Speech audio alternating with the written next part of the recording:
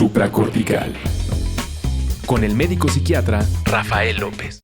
Les doy la más cordial bienvenida al podcast de Supracortical. El día de hoy con una invitadaza, Luisa Altamirano, que ya se presentará en un momento más, pero que viene a platicarnos de una temática súper interesante que tiene que ver con el liderazgo. Por supuesto, el liderazgo de una persona ante los grupos, ante sus seguidores, pero también el liderazgo más importante, que es el que tú tienes que hacer para construir tu propia calidad de vida. Luisa, ¿cómo estás? Qué gusto tenerte acá. Estoy feliz y emocionada de compartir contigo y con tu audiencia, querido Rafa. Muchas gracias por la invitación. Muchas gracias a ti. Oye, platícanos así como el clásico resumen de hoy por hoy. ¿En qué anda? ¿Quién es Luisa Altamirano? Bueno, tengo más de 15 años acompañando a CEOs, dueños de empresas y emprendedores de alto impacto a hacer realidad sus sueños, a alcanzar sus metas, a sobrepasarlas. En realidad, soy una mujer que se define como aprendiz de vida, que ha logrado transformar sus heridas en fortalezas, y lo único que intento es compartir con aquellos que quieran escuchar herramientas basadas en ciencia que a mí me ha ayudado a ir construyendo, a ir levantándome, a ir adquiriendo la vida que deseo y que pienso que cada uno merece, dependiendo de lo que quiera. De alguna manera, lo que me dices es, has conocido muchos líderes, quedándonos como en un concepto muy social de entender el liderazgo como este proceso donde una persona va guiando a un grupo de trabajo o de algunas otras áreas y entonces es el referente. Te ha tocado estar conviviendo con muchos líderes y ayudarlos a que vayan encontrando precisamente esos elementos que los constituyen, ¿no? Cuéntame un poco más de este trabajo al que te has dedicado tantos años. ¿Cuándo empezaste con esto y cómo empezaste con esto? Nací para esto. Vengo de un papá extraordinario. Lamentablemente murió cuando yo era muy joven, pero es alguien que siempre, un cuate muy espiritual, muy chambeador, con un gran conocimiento por su autoconocimiento, por su trabajo interior y por servir a los demás. ¿Tu papá qué estudió? Mi papá no estudió. ¿Tu papá no estudió? Mi papá llegó hasta prepa. Su papá era médico, tuvo un contratiempo y no pudo seguir estudiando. Sin embargo, mi papá es una de las personas con mayor conocimiento y sabiduría que yo tengo porque siempre leyó. Siempre tuvo amor por el conocimiento. No tienes que ir a una universidad, no tienes que hacer una maestría. Tienes que tener amor por querer aprender. Y hoy el aprendizaje está en la punta de tu dedo. Échate un YouTube, échate una googleada, échate un audiolibro y sé consistente en ese aprendizaje. Fíjate que un poco por eso te preguntaba precisamente, porque de repente me avientas estas descripciones como muy en abstracto y luego uno dice, bueno, ¿cómo un hombre encontró esta posibilidad del autoconocimiento? Digo, hoy en día que tenemos, como dices, el internet y todo ahí tan a la mano, como que uno entiende que uno puede aprender de todo por ahí, pero eran otras épocas, o sea, dedicarse a aprender cuando además no terminaste la prepa es una cosa compleja y de ahí quiero saber tú qué estudiaste y cómo te orientas hacia todo este proceso de autoconocimiento y de liderazgo y demás. Yo creo que lo más importante en nosotros los seres humanos, uno es el autoconocimiento, pero ¿de dónde parte el autoconocimiento? Creo que tenemos que pausar cada uno de nosotros y sentir nuestro corazón. ¿Qué quiero? ¿Qué necesito? ¿Qué habilidades tengo? ¿Cuál es mi superpoder?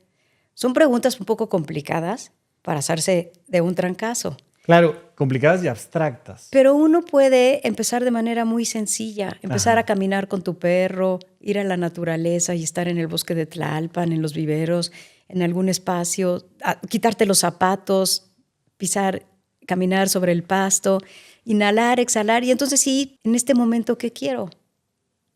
Claro, pero de alguna manera cuando tú me hablas de un hombre, tu padre era hijo de un doctor, ya nos habla como de un cierto contexto, pero de repente una persona que está terminando la prepa y que no está entrando como a la universidad y demás, pues se enfrenta a muchos retos que te implican a veces no tener la posibilidad de decir, me voy a dedicar este tiempo a reflexionar. No. Y ¿sabes qué? Que además cada vez menos, o sea, Estaba recién en la mañana viendo una historia, una historieta en Instagram de una mujer que dice, es que ahora el duelo tiene que ser express. Se me murió mi hermana, ¿no? Y entonces pues, te dan 2 días en la chamba para que te reestructures y a trabajar. Y tomarse el tiempo para reflexionar cosas se vuelve cada vez más complicado por la dinámica social que traemos. ¿Cómo fueron esos momentos de tomarte tú, Luisa, el tiempo para reflexionar y pensar a qué te vas a dedicar en la vida? O sea, esos minutos que de repente ¿no? parecen perdidos. Hoy en día que, aun cuando estamos, entre comillas, perdiendo el tiempo, estamos haciendo algo, estamos consumiendo contenido en internet azaroso o estamos, ¿no? Esto de irse 40 días al desierto ya no existe. De ninguna manera. Pero creo que todos tenemos la capacidad de, en conciencia, mientras estoy en el transporte, mientras estoy trasladándome, quizás levantándome media hora antes. Yo, por ejemplo, me levanto a las 5:30, cada vez más temprano, porque mi familia cada vez se levanta más temprano, pero para mí es sagrado tener 15 minutos haciéndole el amor a mi café. Y son 15 minutos para estar en contacto conmigo. A lo mejor de repente el sábado me puedo dar 10 minutos para quitarme los zapatos y estar en contacto con el pasto y estar en paz y conectar conmigo. La verdad es que nuestro pensamiento y nuestro corazón todo el tiempo nos está hablando. Me acabo de certificar en HeartMath y algo muy interesante que aprendí es que si hubiera carreteras del cerebro al corazón, habría una sola. Pero si hubiera carreteras del corazón al cerebro, habría 7. Okay. La información que hay en nuestro corazón es enorme y ahí está la verdad. Pero hay que querer pausar y estar en silencio. Oye, yo he estado en el tráfico, me pongo mis audífonos, me pongo música que a mí me gusta y que me ayuda a estar en paz. Hay una respiración que me encanta cuando estoy muy estresada y es simplemente inhalar a llenar mis pulmones. Tú la has de conocer, viene del método Wim Hof. Un poco más. Sostengo en 4 y exhalo. Háganla ahorita que nos están escuchando. Y es increíble, solo con hacer una, sientes relajación. ¿Qué pasa si haces 3 o haces 5? No necesitamos 40 días en el desierto. Necesitamos la voluntad de querer pausar, de querer estar en silencio con nosotros unos minutos. Fíjate que considero que pausar va a ser, o sea, va a empezar a ver cada vez más específicamente personas que hagan talleres, conferencias sobre pausar. Algo que era completamente natural antes, ¿no? O sea, mandabas una carta, escribías una carta, ponías la carta en el correo y había que esperar. Había que esperar a que la carta regresara con una respuesta y eso iba a pasar días o semanas después. Semanas. Oye, acababas de hacer la chamba. Pues había que esperar a que llegara la noche, había que esperar a que llegara el día.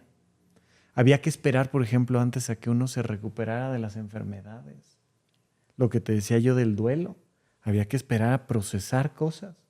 Y hoy en día, de lo que parece que se trata la vida, es de la inmediatez. Me interesa mucho saber si tú con los líderes que has ido entrando en contacto, trabajas esta parte de esperar. Por supuesto que sí, todo el tiempo. La gente que me contrata porque se ha dejado atrapar por esta sociedad. Pero el sistema está equivocado en muchas maneras. Y nosotros somos personas inteligentes. Tu audiencia es gente increíble. Tú siempre lo dices. Entonces, las personas que nos están escuchando ahorita no son personas comunes. Son personas que genuinamente tienen un deseo interno por hacer las cosas diferentes, por aprender, por expandirse. Sí, lo trabajo todo el tiempo, pero empezando por mí misma. Yo vivo en un mundo muy rápido también, pero estoy consciente de la importancia de pausarme, de inhalar y respirar. Claro, me encanta. Yo creo que es un elemento crucial y en verdad la gente se va a dar cuenta de...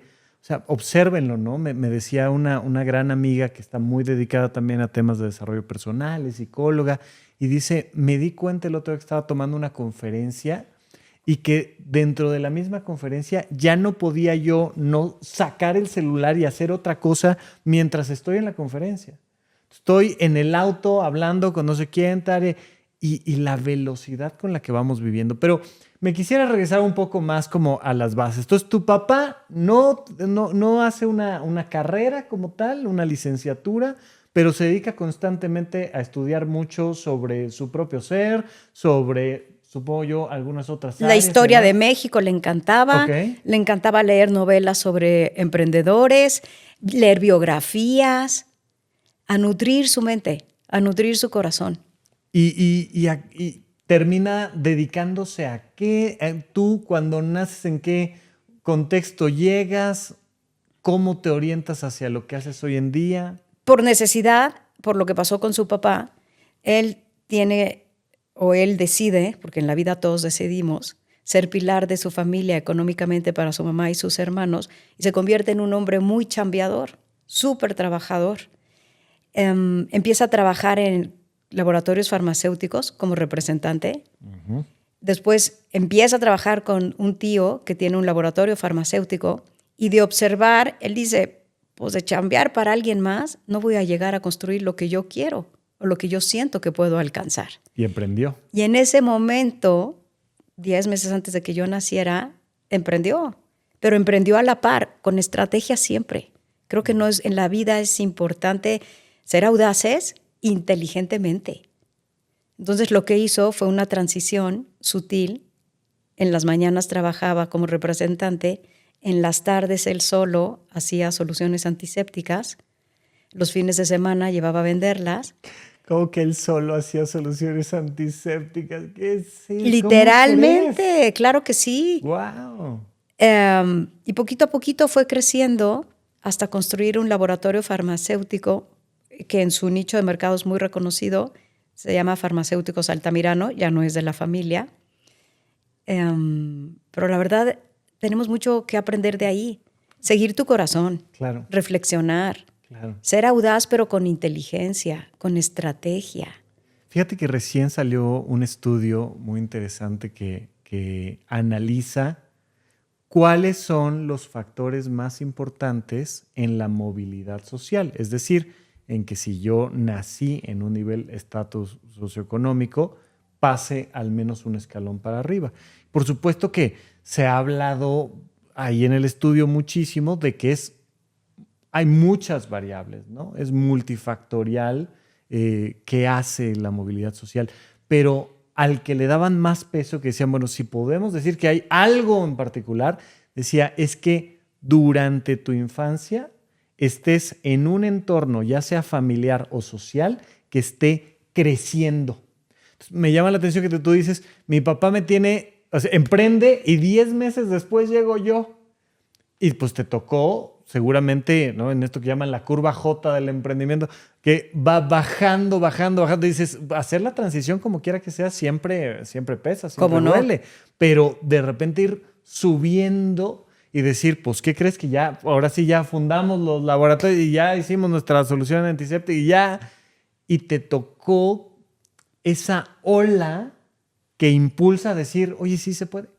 Porque ¡Qué ahí hay increíble! mucho. Porque eso está dentro de mí. Ajá. Yo soy una mujer que siempre sí se puede. Yo creo que para cada reto hay 1,000,000 de soluciones.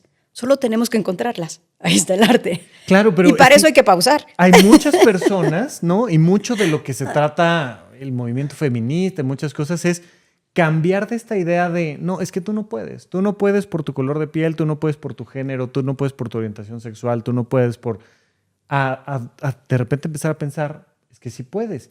Y entonces tú sí haces una carrera, tú llegas a la preparatoria, ¿cómo tomas esta decisión? Tu papá, ¿qué te dice? No te digo, oye, pues síguele al negocio familiar. ¿Qué pasó contigo? No, mi papá siempre me decía, yo trabajé mucho por llegar a cierto nivel, tú tienes la responsabilidad de llegar más alto, espiritualmente, físicamente, mentalmente, económicamente.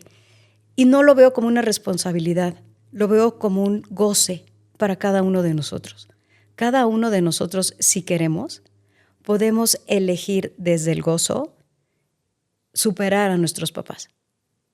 llegar a un lugar diferente, si es que eso está en nuestro corazón. Claro. Si eso es lo que cada uno desea. ¿Y qué hiciste tú? ¿Qué decisiones tomaste tú? Yo fui a la académicas? universidad gracias a que mi papá y mi mamá me pudieron pagar.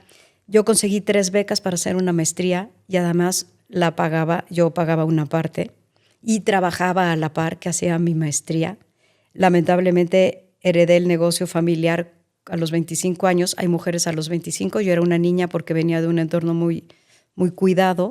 Cuando mi papá muere, se repite la historia porque en ese momento yo decido. En ese momento no sé qué decido y pienso que es que me toca, pero en Claro. realidad, insisto, cada uno de nosotros decidimos sacar adelante la empresa para que mi mamá y mis hermanos siempre tengan que comer. Es el 95, hay una crisis importante en México.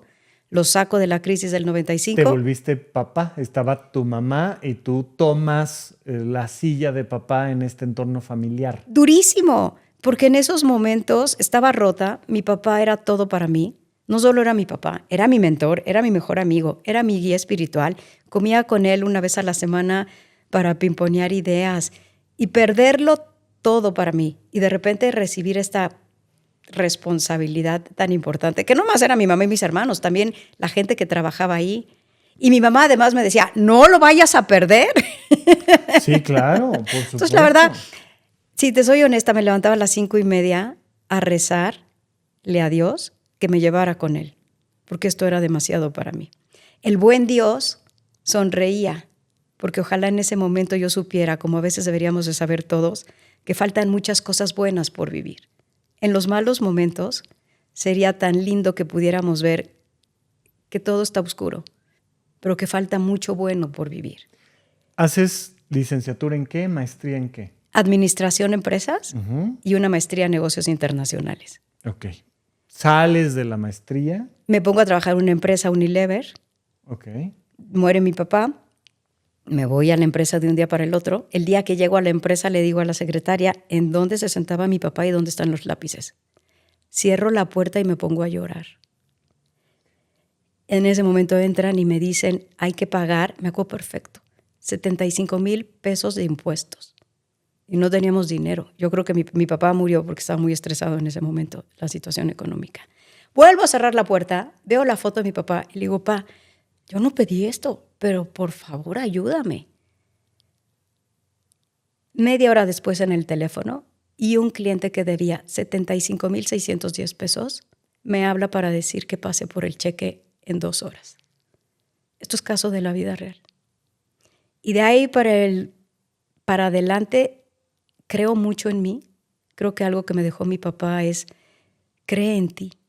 Sin decirlo me lo dijo. Y hoy trabajo mucho con mis clientes. Lo que tú decías del sí se puede. Las personas más sobresalientes que yo conozco no son las más inteligentes, no son las más trabajadoras, son las que realmente logran creer en sí mismos.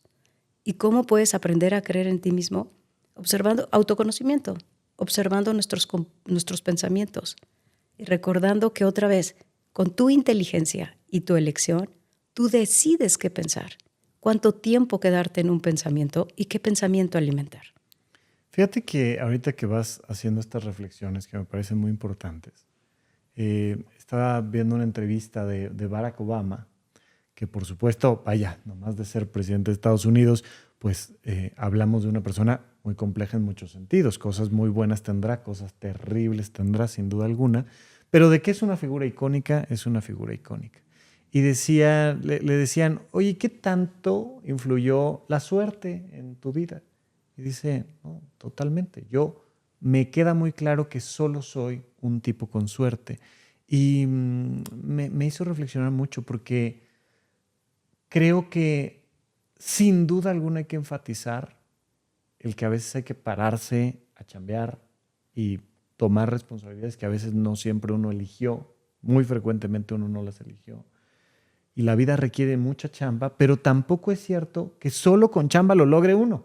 Solo con el esfuerzo no se logra todo. También necesitamos como esta suerte, este toquecito divino, ¿no? Donde de repente te dicen, pues ahí están los 75,600 con 10 pesos, ¿no? O sea, y el toquecito de suerte que te hace decir, bueno, pues esta ya salió. Ahora yo tengo que trabajar por el siguiente cheque. ¿Cómo les compartes este factor de suerte más esfuerzo y no caer en la soberbia de es que yo que me esfuerzo lo logro todo y tú que no te esfuerzas no lo logras? Y de repente decir, si yo te cuento mi propia historia, ¿cuántas veces no he tenido suerte? Suerte de que no me pase algo malo y suerte de que me pasó algo bueno, de que conocí a la persona correcta, de que estuve en el lugar preciso, de que alguien se enteró de... Pero el factor suerte que se alinea con el factor esfuerzo, ¿cómo lo ves tú? Me resisto al 1000% a pensar que la vida y el éxito sean un tema de suerte. Sin embargo, nunca lo he reconocido, ante ti lo voy a reconocer. Sin lugar a dudas existe la suerte y te toca o no te toca. Pero no va a llegar si te quedas en tu sillón. Pero Nunca. no va a llegar si estás esperando que del cielo caiga. Del cielo cae la lluvia. Creo que a lo que hay que apostarle es a probabilidades. No hay certezas, no hay garantías. Le apostamos a la probabilidad. Por eso estudiamos, por eso trabajamos, por eso nos la rompemos, por eso chambeamos, por eso vamos hacia adelante. Porque queremos mejorar nuestras probabilidades y alzamos nuestra oración al cielo de que las estrellas se alineen al favor, cosa que no está en nuestro control.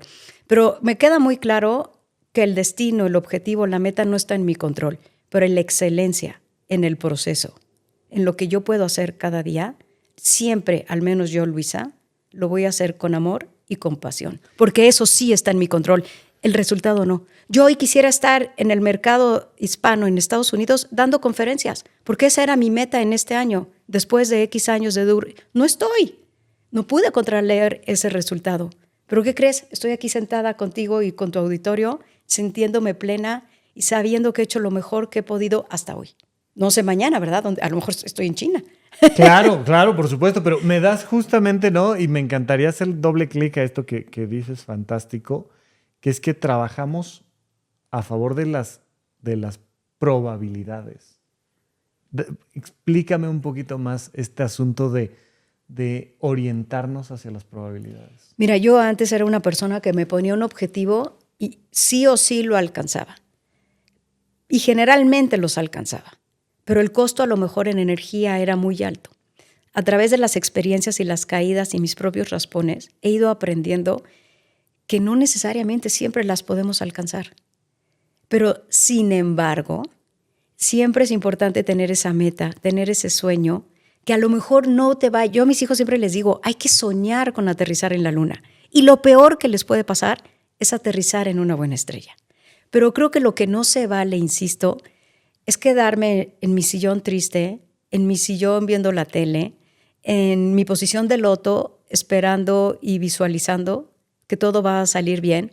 Porque he hablado con muchos maestros en mi podcast, yo también, y con mis maestros espirituales y con mi experiencia de vida. Y la suerte es un factor entre muchos otros. Y apostarle a las probabilidades es simplemente hacer lo mejor que puedes en lo que sí controlas. Creo que esto te va a encantar. Creo que la vida deberíamos de dividirla en lo que controlo y lo que no controlo. Cuando yo escribo en una lista lo que no controlo y en una lista lo que sí controlo, y lo he hecho, en ese instante tiro lo que no controlo a la basura y me enfoco en lo que sí controlo. Y de ahí para el real se van abriendo las posibilidades. Llego o no llego, pero llego más lejos que si no actúo. Y algo importante, se sabe que gastamos más del 90% en energía y en tiempo pensando y sufriendo por lo que no controlamos que actuando en lo que sí controlamos. Y desde la perspectiva de Luisa, desde la perspectiva de los líderes que has apoyado, ¿qué sí controlas? Bueno, controlas tus pensamientos, que para mí es lo más importante. Controlas pedir ayuda, acercarte a un psicólogo, un psiquiatra, a un coach, a un guía espiritual, a un maestro, a un libro. Tú hablabas del entorno. Yo creo que es fundamental ser conscientes de cuáles son las 5 personas, las 10 personas, las 8 personas que tenemos más cercanas a nosotros. Sabemos que somos seres sociales y nos comportamos porque queremos pertenecer a esos grupos y acabamos pensando como ese grupo de personas. Tengo un cliente que acaba de entrar a una empresa que era su dream job. Y hoy que está adentro dice, ¿qué crees? Quiero salir de aquí porque me doy cuenta que las personas que trabajan aquí tienen pensamientos un poco no tan aspiracionales como yo y temo acabar pensando como ellos. Es muy importante cuidar el ambiente de las personas que tenemos cerca. Que uno no puede controlar el ambiente, pero uno decide en qué ambiente se mueve, ¿no? Oye, hoy vamos a ir a la plaza, vamos a ir al parque, vamos a ir a la biblioteca, vamos a ir a, ¿no? Y ya si la biblioteca está cerrada, pues ya qué hago. Pero yo tomo las decisiones desde donde yo puedo controlar, ¿no? Entonces, controlo mis pensamientos. Trabajo interesante. Pido ayuda. ¿No? Puedo controlar a quién pedirle ayuda, a quién no. Reviso mi círculo más cercano, las características, los hábitos de esas personas. ¿Es lo que yo quiero en mi vida? No es lo que yo quiero en mi vida. Creo que las emociones no las puedo controlar. Sí puedo aprender a vivirlas. Yo he estado rota muchas veces y he estado con una tristeza terrible, pero no he permitido que esa tristeza no me deje entrar en acción. Entonces, no quiero decir que proceso mi tristeza, pero sí permito que la tristeza me acompañe y sigo estando en acción. No sé si estoy siendo... Sí, no, vamos no bien. Estoy clara. Me encanta. Controlo lo que como. Uf, Controlo lo que me muevo. Ojalá que la gente controle lo que come, por favor. Ojalá. Elijo. Yo siempre digo que hay dos regalos que nos da la vida y usamos poco. Y lo voy a decir con mucho cariño. La inteligencia y el poder de elección. Si usáramos un poquito más nuestra inteligencia y nuestro poder de elección, ¿cómo sería nuestra vida? Yo sé que el azúcar es malo, envejece las células, me quita energía. Estoy hablando de mí, no de nadie. Nada es personal. Y yo elijo qué cantidad de azúcar quiero consumir o no en el día. Pero lo elijo en conciencia. Fíjate que justo acabo de subir una historia antier. Fui a una consulta precisamente de nutrición y tal. Estaba en un hospital y me di cuenta de que en cada pasillo en el hospital, frente a la sala de espera, había una máquina expendedora de refrescos y otra de pues, papitas, productos procesados. Y les decía yo, es que un día nos vamos a dar cuenta de que esto es lo mismo que poner aquí en el hospital una máquina que vende cigarrillos. O sea, ¿de qué me estás hablando? Y tú hablas ahorita del tema del azúcar y cómo estas decisiones se vuelven tan importantes desde qué como, en dónde, con quién, a qué hora como, ¿no? Y cómo vamos viviendo un mundo diferente en la medida en la que vamos tomando decisiones. Tú dijiste estas decisiones que yo sí puedo controlar. Hay un libro bien lindo, Siddhartha, de Hermann Hesse. Trae una frase ahí que me fascina, que se está emprendiendo Siddhartha y le dicen, oye, ¿y tú qué sabes hacer? Y dice, mira, yo sé hacer dos cosas. Sé ayunar y sé pensar. Son las dos únicas cosas que yo sé hacer, pero con eso puedo alcanzarlo todo. Oye, me gustaría preguntarte un poco más sobre, sales de la maestría y cómo te vas acercando a este tema de ayudar a los líderes a ser líderes y qué demonios, ¿cuándo entras tú en...? O sea, hay un momento en el que aprendemos ciertas palabras, ¿no? Yo seguramente la palabra líder la escuchaste desde la infancia, pero hubo un día en el que te empezó a resonar lo que significaba el liderazgo. ¿Cuándo fue eso? Bueno, cuando yo quedo a cargo del negocio familiar, me doy cuenta de lo difícil que es ser líder, de lo complicado que es sacar un negocio, de lo solo que te sientes. Tiempo después, le pusieron un coach de negocios a mi esposo. Tiene una transformación en su ser, en sus pensamientos, en sus hábitos. Para ser un mejor líder, le ponen este coach. Que yo quedo enamorada de la transformación, porque ahora mi esposo es un mucho mejor esposo. Porque cuando tú trabajas en tu ser, pues no trabajas en tu liderazgo, trabajas en tu persona. Sí, además no se puede, ¿no? No se puede separar todo lo que aprendes y proyectas laboralmente de lo que pasa en tu esfera familiar, social, y entonces él se vuelve un mejor líder en su vida y tú dijiste, espérame, ¿qué pasó aquí? ¿Cómo te enteraste tú de ese proceso? ¿Cómo te acercaste a ese proceso tú de lo que tu esposo estaba viviendo? Cuando yo vi su transformación, yo dije, yo quiero hacer eso para los demás. Estuve un año buscando cuál era el mejor lugar para estudiar. Encontré Newfield en Estados Unidos. Pedí prestado otra vez para poder estudiar, porque hay que encontrarlos como sí. No hay que pensar en el cómo no. estudio, regreso y eso sí es algo del corazón, por eso hay que estar en conexión con nuestros corazones y ser coherentes. Y de verdad, un día mi pensamiento es, yo voy a ser coach de CEOs, dueños de empresas y emprendedores de alto impacto. Sale de mi corazón, sale de mi alma, porque vengo de un lugar donde conozco esas necesidades, donde sé de esa soledad. Y a través del tiempo se me empiezan a abrir, buena fortuna, diferentes puertas, porque toqué muchas, Sí, para trabajar. ¿no? Lo que decías, y por eso te decía, háblame más del tema de la estadística y de la, ¿no? Jugar a favor de, pues inténtalo. Oye, quiero que se abran 3 puertas. Pues hay que tocar 100. ¿No? Y tengo una historia divina. échamela. Tengo un cliente que llegó a ser CEO de una empresa de entretenimiento en Estados Unidos, una de las 2 más importantes en Estados Unidos. Él sale de la náhuac, empieza a buscar trabajo, tiene en su Excel 100 entrevistas y nadie le da trabajo. Vi su Excel, 100 entrevistas, 101, y entra a esta empresa. Y después de 10 años se convierte en el CEO para esta empresa. La perseverancia, la insistencia, el entender que le apostamos otra vez a mejorar nuestras probabilidades. Pero no hay garantías. Pero a mí me sorprende, ¿quién tiene la perseverancia para ir a 100 entrevistas y que te digan no en las 100? Sí, ya en la entrevista 6 uno dice, híjole, pues como que esto ya no es muy para mí, ¿no? O sea, ya se está complicando. Oye, ya llevo 14 nos, 28.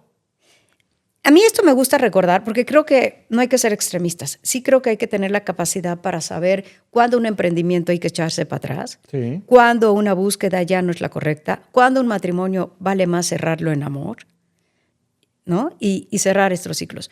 Pero creo que también me gusta mucho esta historia porque me recuerda que no podemos ser de cristal. Que si queremos que nos vaya bien en la vida, hay que nutrir nuestra fortaleza interna. Hay que nutrir nuestra tolerancia a la frustración.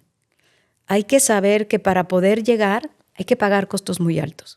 Yo he tenido una transformación muy importante de los 50 años a esta edad. He tenido muchos logros, también he tenido muchos fracasos. La gente se acerca y me dice, ¿qué hiciste? Y siempre les digo, no es lo que hice, es el costo que estuve dispuesta a pagar. ¿Qué costo estás dispuesto tú a pagar para lograr aquello que quieres? Sí, claro, por supuesto. Oye, pero la primera vuelta de la rueda del tren siempre es la más complicada, la que más energía requiere. Tú dices, a ver, a mi marido le fue súper bien, yo quiero vivir esto, pides el préstamo, te vas a Estados Unidos, sales y dices, yo quiero ayudarle a los grandes emprendedores y líderes. Pues sí, pero cuando además es, oye, ¿y quiénes han sido tus clientes? No, pues todavía ninguno. Es complicadísimo. Grandiosa. ¿Cómo das ese primer paso? Grandiosa pregunta. Mi hermana siempre me decía, bueno, pero tú estás loca. Tú siempre quieres empezar acá arriba, empieza de menos a más. Y yo decía, no, yo vengo para acá. Pues, ¿qué es lo único que uno puede hacer? Mandé 50 mensajes a los CEOs, dueñas de empresas, gente que yo conocía, referidos que pude conseguir sus mails, donde ofrecía regalarles 4 sesiones, y les ponía tal cual. Estoy en un proceso en el que sigo creciendo en mi desarrollo y aprendizaje. Mi mayor intención es acompañar a personas como tú a transformarse, a tener mejores relaciones con los que aman, mejores resultados profesionales y vidas más gozosas. Me encantaría tener la oportunidad de regalarte 1, 2, 3 o 4 sesiones para que trabajemos juntos. Sorprendentemente, 3 de ellos, de posiciones muy importantes, me respondieron. Estuve trabajando con ellos. Ya tenía yo marketing. Había trabajado con el dueño de una empresa, una constructora muy importante en México. Estaba trabajando con el presidente de la Comisión Nacional de Bancos y Valores y con otra persona en una posición muy relevante. Y de ahí para el real fue mucho más fácil. 1, porque ya tenía seguridad en mí misma al haber tenido esto. Pero obviamente lo hice sin cobrar. Y 2, ya había trabajado con 3 personas de buen nombre. Claro. Oye, pero ¿sabes qué? Era la seguridad en mí misma. No era el nombre de los demás. no, era la fuerza que me dio lo interior. Lo que te digo es, a veces uno dice, yo puedo, pues sí, pero encontrar el primero es complicado. Y te decía yo, ¿Dónde empezó a sonar en ti esto de el líder, el liderazgo? Tú te dedicas mucho a esta parte del liderazgo. ¿Cuándo dijiste, esto es un algo que hay que entender a fondo? ¿Cuándo tú le contaste a alguien, oye, esto depende del líder que tú eres, del liderazgo que tú traes, de cómo ese liderazgo implica? ¿Cómo llegaste a que esa palabra fuera relevante en tu vida? La palabra líder es una etiqueta que descubro hace pocos años. Okay. El concepto y la esencia del liderazgo es algo que mamo de mi papá. ¿Qué es un líder? Un líder es una persona que genuinamente quiere tener un buen impacto. Bueno, el líder, desde lo que para mí es un líder, trascendencia en la vida de los demás. Es alguien que quiere ser mejor, que se quiere expandir, que quiere inspirar a los demás, que quiere ser un ejemplo positivo para los demás. Es alguien que quiere acompañar a las personas a sacar lo mejor de sí mismos. Para mí eso es un líder. Mi papá era un gran líder. Entonces, no tengo la palabra líder en mi vocabulario hasta hace pocos años. La esencia de lo que es un líder, sí, claro, en mis entrañas. Lo fuiste viviendo. Y fuiste rastreando líderes, es decir, tú lo que andas buscando es quién ya es un líder y cómo potenciarlo, o enseñarle a alguien que no es un líder convertirse en un líder. Sales ahí y ¿qué buscas? O sea, porque me decías, bueno, ya estoy trabajando con el CEO de no sé qué. Y todos los CEOs, todos los dueños de empresas son líderes. No. ¿Quién es un líder y qué tanto haces para identificarlo y para que esa persona se identifique como un líder? Yo siempre busco personas de buen corazón, porque creo que lo más importante en la vida es tener un buen corazón. Tú puedes hacer negocios, pero si trabajas con personas de buen corazón, no tienes que cuidarte, puedes enfocarte en construir. Trabajo con personas que tengan genuino interés por trascender y por servir, porque esa es mi misión y es algo que yo elegí. Y trabajo con personas que están dispuestas a transformarse, a pagar el costo por aprender cosas nuevas, a salir de su zona de confort. Son 3 características con las personas que yo trabajo. Yo muchos años levanté muertos. Ya no tengo ni energía ni tiempo. Exacto, un poco eso era lo que te quería preguntar. Lo dijiste de una manera lindísima. ¿Qué significa levantar muertos? Yo no trabajo con personas que genuinamente no quieren transformarse, no están comprometidas con su transformación y dicen querer cosas, pero nada más vienen a quitarte el tiempo y tu energía. Y insisto, muchos años, porque sí lo puedes hacer cuando es alguien apasionada como yo, que vuelcas tu alma, tu espíritu, tu conocimiento en alguien, lo puedes hacer. Pero la verdad, no jala. Yo estoy aquí para multiplicar, no para dividir. Me encanta. Digo, yo no sé qué tan claro lo tengas. Para mí fue clarísimo ahorita que lo estabas diciendo. Quiero que repitas estas características en un momento más. Pero por favor, piénsenlo incluso desde la perspectiva de una relación de pareja. ¿Estás levantando muertos?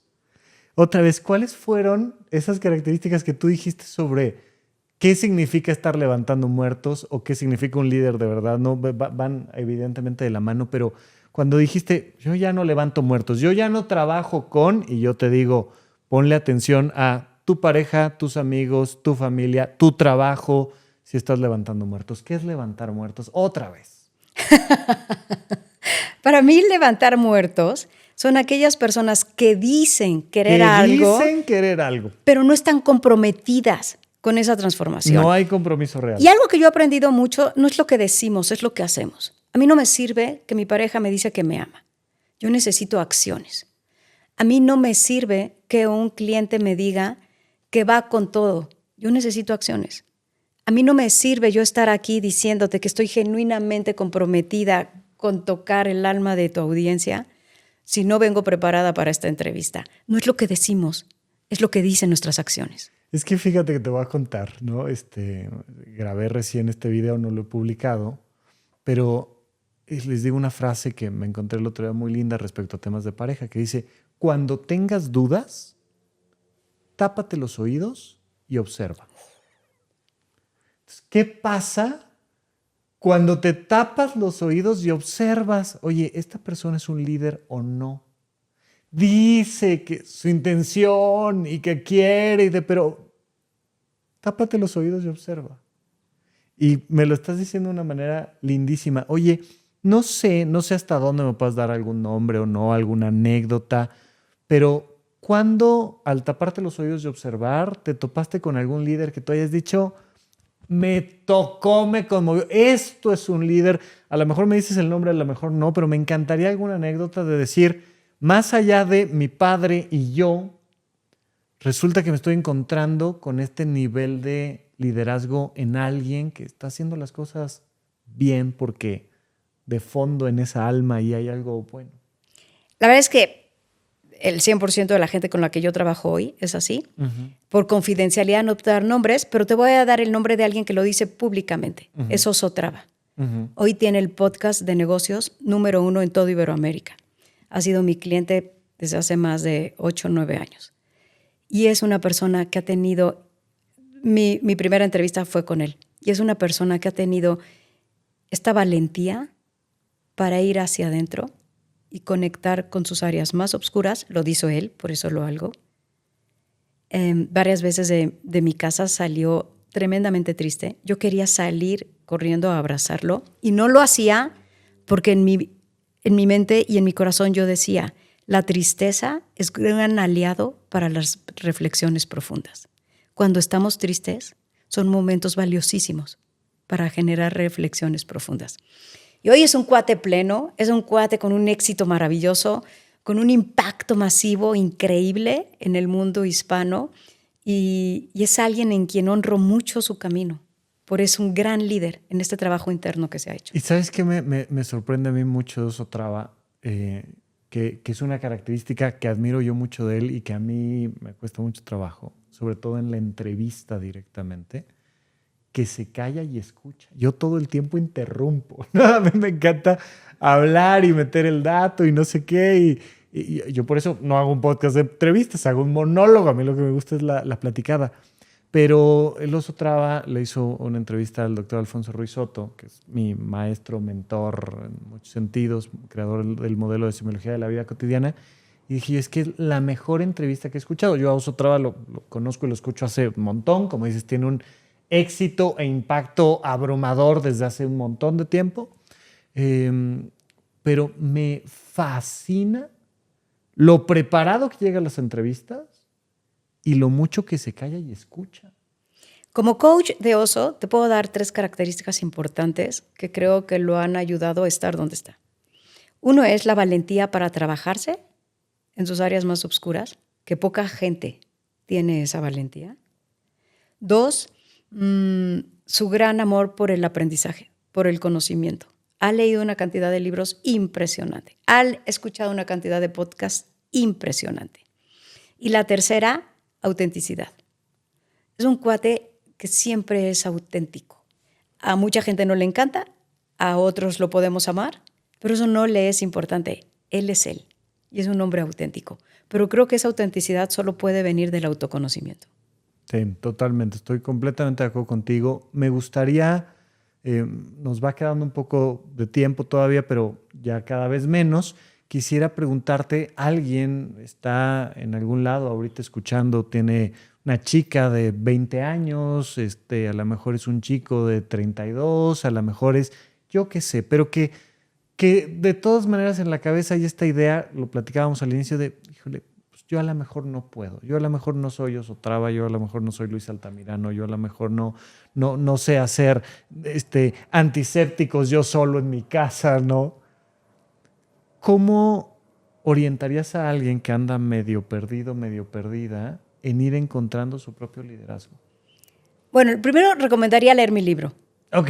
Vibra alto, brilla siempre, porque es una historia donde empiezo una parte muy corta de mi historia en mi momento más oscuro y las herramientas que me ayudaron a mí de manera sencilla pero poderosa a volver a pararme en mis 2 pies. Entonces creo que puede ser muy útil. Claro, que además siempre es un punto de partida muy lindo, ¿no? El decir, oye, pues escucha mi podcast, lee mi libro. Ahí está la información que creo que le puede servir a mucha gente. Entonces, otra vez, tu libro, ¿dónde se consigue? ¿Cómo se llama? Está en Amazon, en Gandhi, en todas las librerías del país, en Sanborns, y se llama Vibra Alto. brilla siempre. Okay. No porque debamos brillar siempre, pero te enseña a brillar en la intensidad de cada momento de tu vida, que creo que es importante. Y la segunda, al inicio hablábamos de la importancia de creer en nosotros mismos. Un ejercicio muy sencillo es escribir todos los logros que has tenido en tu vida. Desde haber besado a la guapa del salón, haber aprendido a hacer arroz si no eras paciente, haberte ganado una beca, haber pasado el examen de mate en sexto de primaria con 6, con 8, con 10 después de que no podías. Escribes todos los logros que has tenido a lo largo de tu vida y en un color diferente escribes el talento que usaste para tener ese logro. Y es una manera muy linda y muy poderosa para darle fundamento a tu cerebro de por qué tienes esas características. Y a partir de revisar, soy disciplinada, soy inteligente, soy perseverante, todo esto que vas a ver, puedes empezar a reconstruirte, puedes empezar a darte cuenta quién eres.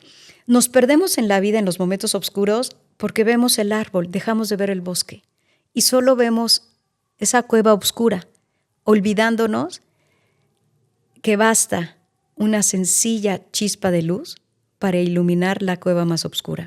Y esa chispa eres tú.